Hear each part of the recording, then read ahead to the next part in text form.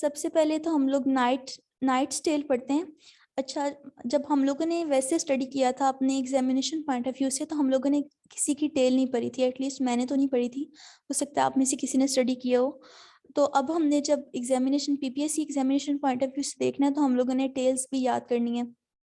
याद करने से मुराद ये है कि जो इम्पोर्टेंट कैरेक्टर्स है ना, उनकी जो टेल्स है ना, उनके जो कैरेक्टर्स हैं, उनको आपने बस थोड़ा सा एक दफ़ा पढ़ लेना है, अपने ज़हन में आपके होना चाहिए।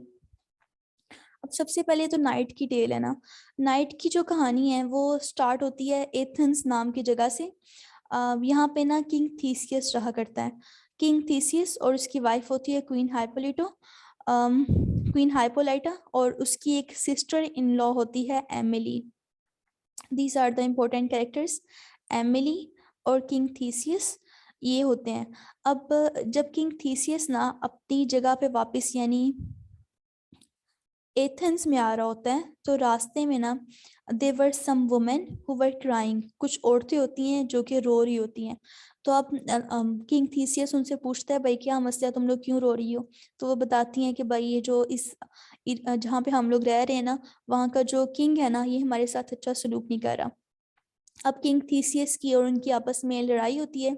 उस लड़ाई में बहुत से लोग तो मर जाते हैं, लेकिन इसमें एट द सेम टाइम कुछ जो लोग हैं वो बच भी जाते हैं। अब जो बचने वाले लोग हैं ना, उनमें से there were two persons who were pretty much important, and these two are two knights, Arcite and Palamon. ये दोनों ना उस पूरी लड़ाई में, उस पूरे झगड़े में काफ़ी ज़्यादा ना जख्मी हो जाते हैं। तो थीसियस इनको अपने साथ ले जाता है और इनको फिर जेल में डाल देता है। अब ये दोनों आपस में कजन्स भी होते हैं, और इन लोगों ने इस बात का अहद किया होता है। They have made a promise with each other that no matter whatever happens we won't let a girl to make a separate, कि कभी भी हम किसी लड़की की वजह से आपस में झगड़ा नहीं करेंगे। लेकिन अब ये दोनों जब जेल में होते हैं ना, तो दे सॉ एमिली, इन दोनों ने एमिली को देखा, who was the sister in law of king Theseus. अब जब इन्होंने एमिली को देखा, तो they both madly fail in love with Emily. अब इसके बाद ना एक बंदा होता है जो कि आर्ट साइड की ना सिफारिश करता है। अब आर्ट साइड की जब सिफारिश करता है कि इसको तुम रिहा कर दो, तो आर्ट साइड रिलीज हो जाता है। लेकिन किंग थीसियस उसे इस शर्त पे रिलीज करता है कि तुम अब कभी भी ना एथेंस में नहीं आओगे।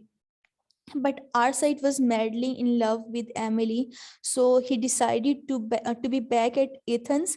लेकिन वो अपना जो डिस्गाइज, अपने आप को डिस्गाइज कर लेता है, अपना जो अपेयरेंस है ना उसको चेंज करके, तो फिर वो एथेंस में आता है। अब जब वो एथेंस में आता है, तो साथ ही ना वो एक कोर्ट में जो कि किंग थेसियस का कोर्ट है, उसी कोर्ट में एक मुलाजिम की जॉब करना शुरू कर देता है। और उस दौरान जो पेलामोन है, वो ऐसा करता है कि वो जेल में जो जेलर होता है ना, उसको बेहोश कर देता है और खुद रिहा हो जाता है।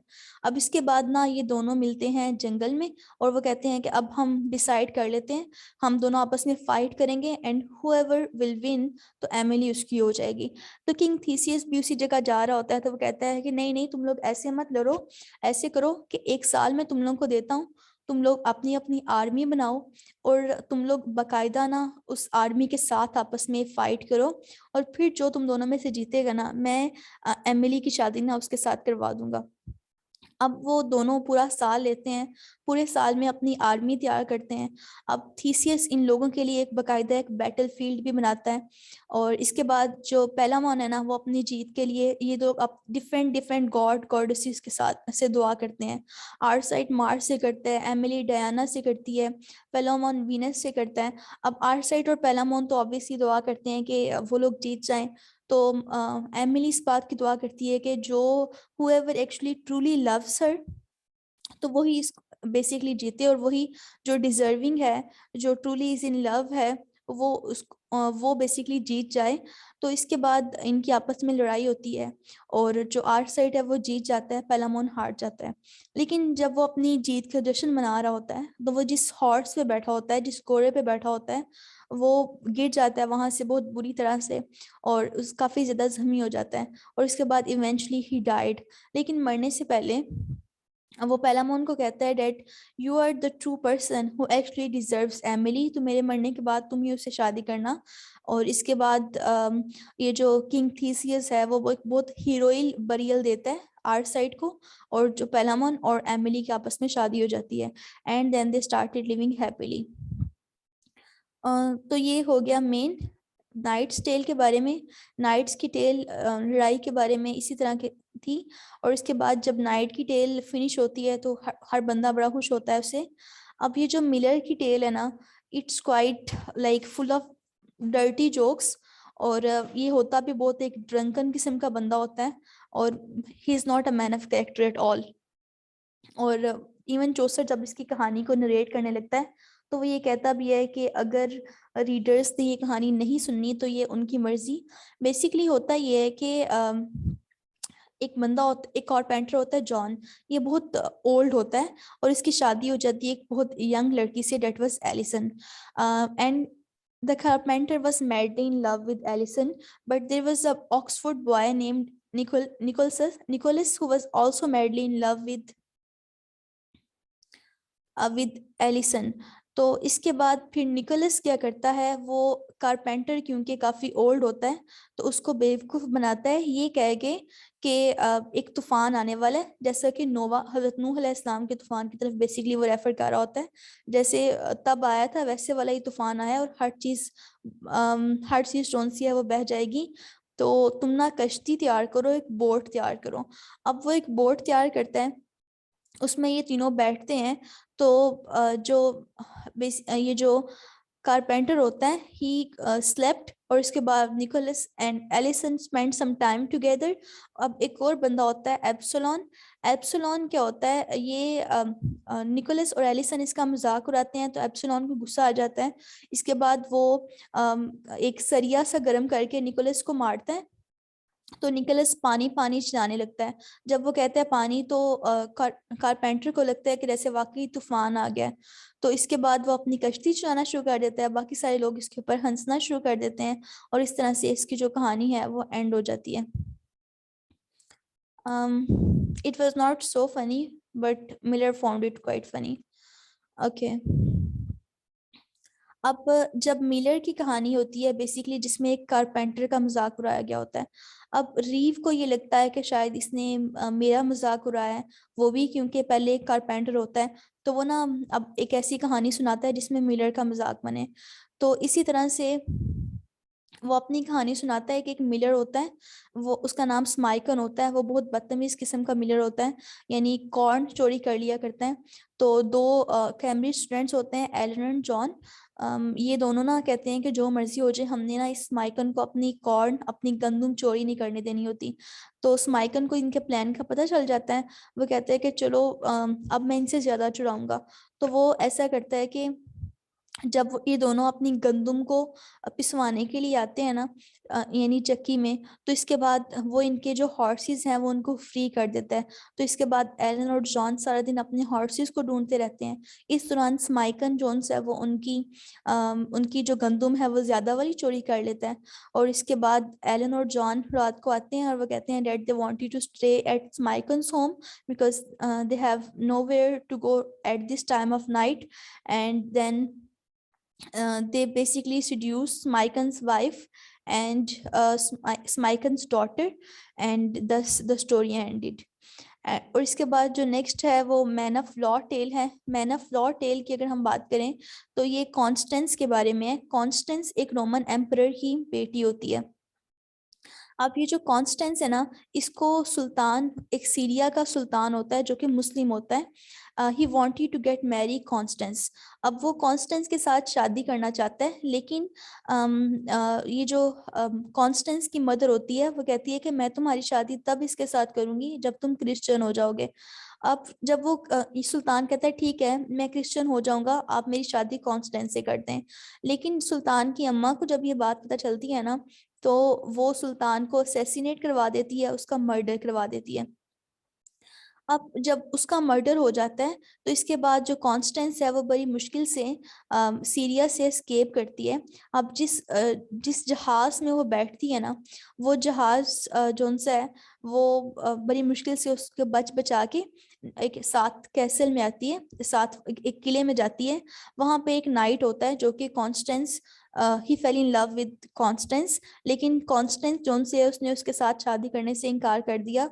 तो उस नाइट ने क्या किया, उसने उसको ना किसी के कत्ल में फ्रेम करवा दिया कि इसने खुद कत्ल कर दिया, और कॉन्स्टेंस के ऊपर इल्जाम लगा दिया कि इसने कत्ल किया है। अब इसके बाद बड़ी मुश्किल से बचती बचाती वो नेक्स्ट एक जो किंग अला है उसके पास आती है, और इसके बाद they both had a son Mortis. अब जब किंग है वो वॉर में जाता है स्कॉटलैंड में, तो इसके बाद जो नेक्स्ट है, जो किंग की मदर है वो इसको यहाँ से बैनिश कर देती है, वहां से जिलावतन कर देती है, और बड़ी मुश्किल से कॉन्स्टेंस बचती बचाती दोबारा से रोम आती है। रोम आती है, अब रोम में जब वो आती है तो इसके बाद किंग अला को जब पता चलता है ये सारा कुछ, तो वो भी रोम आता है। और इसके बाद they both actually started living happily after on, और इसके बाद उन्होंने साथ रहना शुरू कर दिया। वाइफ ऑफ बाथ की टेल भी थोड़ी सी इंपॉर्टेंट है।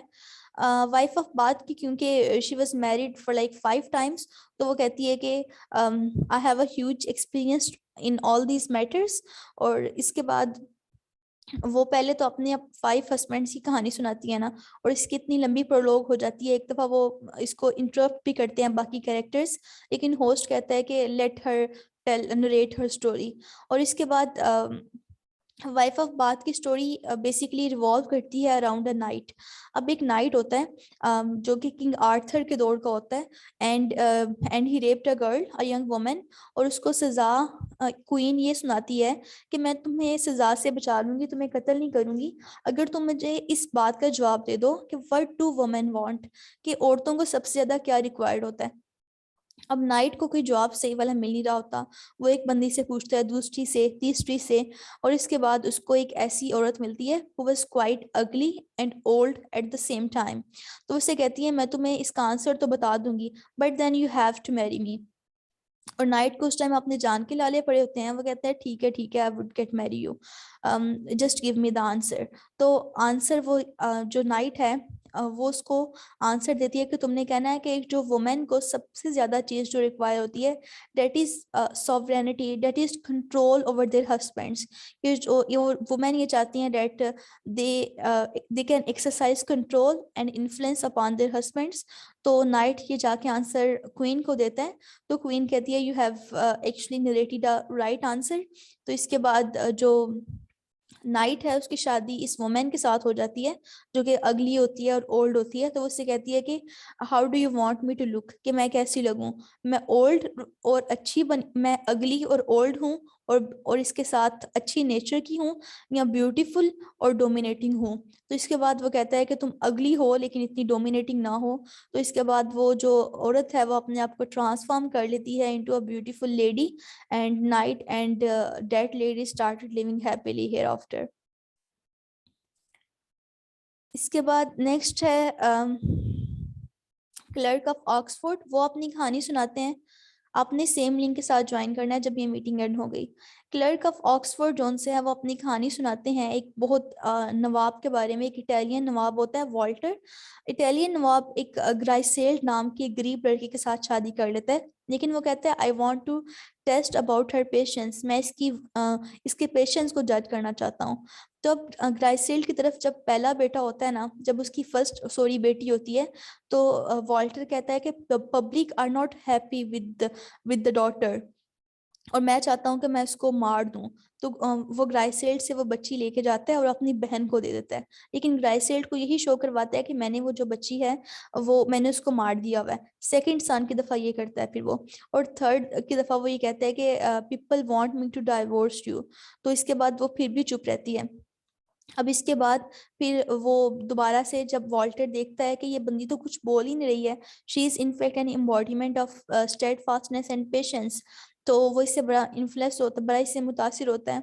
और इसके बाद फिर उसको रिवॉर्ड देने के लिए वो इसके दोनों बच्चे अपने पास लेके आता है, और इसके बाद इनकी पूरी फैमिली रीयूनाइट होती है, और इस तरह से ग्राइसेल्ड को अपने सब्र का फल मिल जाता है। तो इस बात पे जब क्लर्क अपनी स्टोरी को एंड करता है, तो मर्चेंट को इस बात पे बड़ा इतराज होता है। वो कहता है इस तरह की औरतें तो कहीं पाई नहीं जाती हैं, what kind of things are you talking about? और इस तरह से मर्चेंट एक और कहानी सुनाता है जिसमें जरा वो different side of women reveal करता है। अब वो कहता है कि एक बंदा होता है, एक नाइट होता है बेसिकली। जो नाइट है ना वो ब्लाइंड होता है। उसका नाम होता है जनवरी, यानी नाइट का नाम है जनवरी। जनवरी की शादी होती है एक बहुत प्यारी लड़की से जिसका नाम होता है मे।